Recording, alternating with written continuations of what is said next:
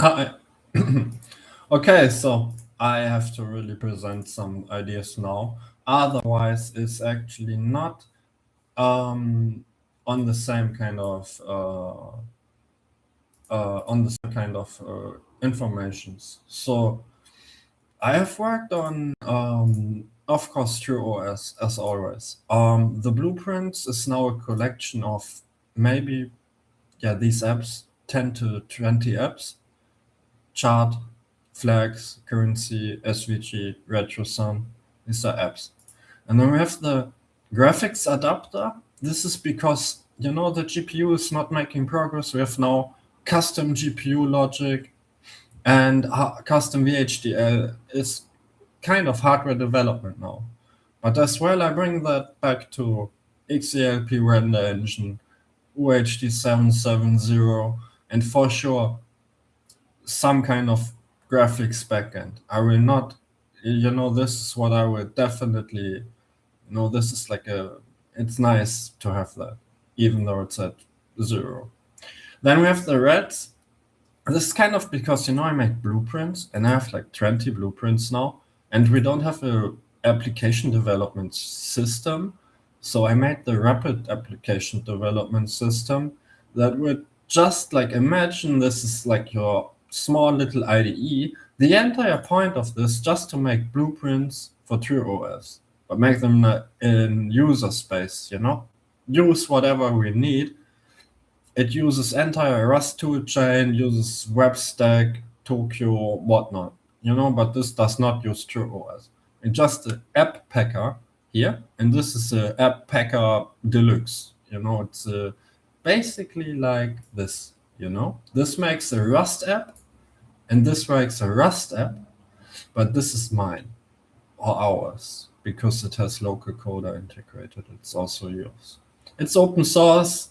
You can download that from Git right away. So I've read Studio here. You just run it.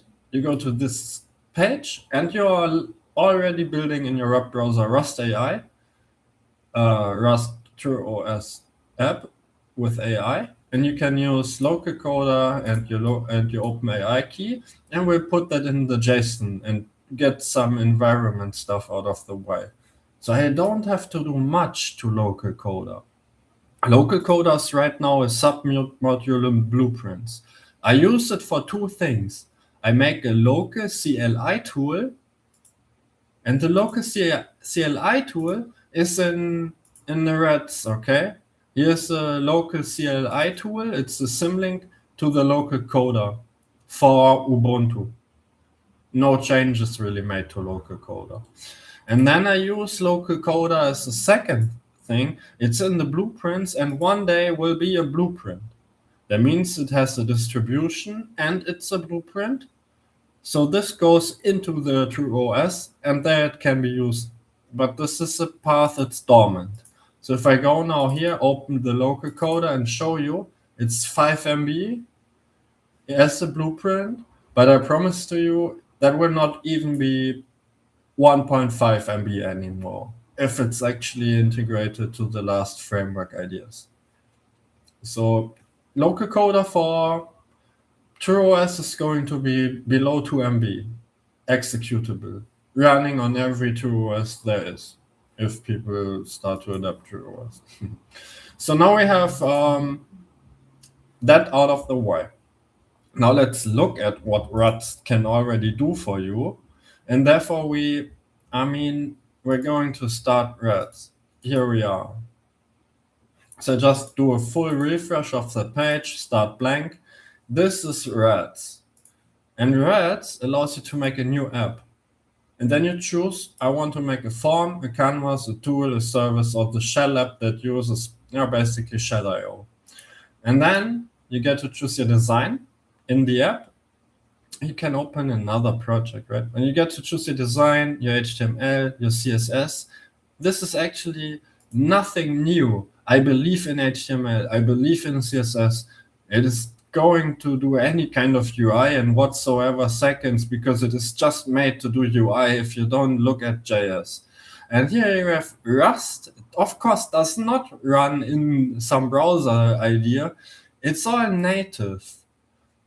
You know, the Rust is going to be executed native on TrueOS, and you have the full entirety of Tokyo and Request and soon Oxum and every kind of high-level API there is in modern Rust, just because it's so damn powerful. Check build pack is going to make the blueprint for you. You can just go full auto. You don't need these buttons. Going to manage the BP asset for you, like the artifact that you're going to upload or share. Left side is your basically properties. It's right side. Left side, your navigation. You have multiple windows here. Okay, I want to go to design. I want to design window 2. I want to design window 1. I want to go to this button. I want to move this button in my app here. Oh, you see this proct rebuild of the BP, you know, is fully integrated and is going to create the BP, or at least does the validation up front. You can see everything's okay and how big that app is. But the awesome and big part why I do this demo for you is full integration of local coder, as we have been talking about that. Hello, local coder. I don't even have to, you know, I don't have to do anything here. I just say hello local coder, and local coder is fully integrated, blazing fast with your logic. You know, it just now use OpenAI user, you're running here. It gives even these informations. It is better than, you know, this is so good. God damn it, man.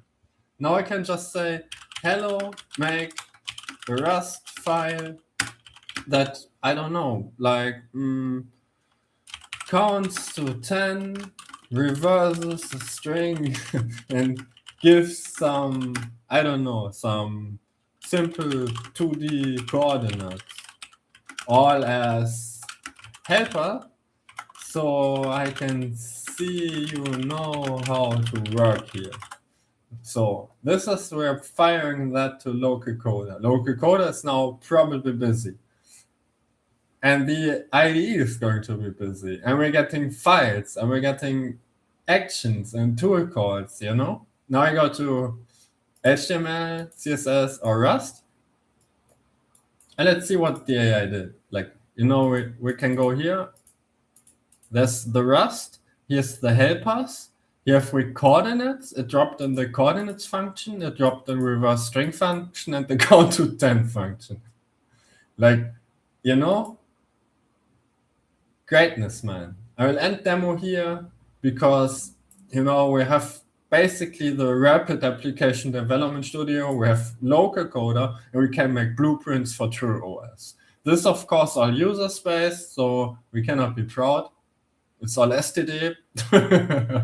Everything works in STD today. If you're using sane tools and you're not like, you know, you should like respect the STD to some degree, because it is like one prompt full IDE by now.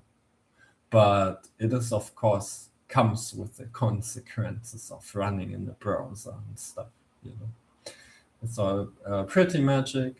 Let's end the stream. Thank you very much.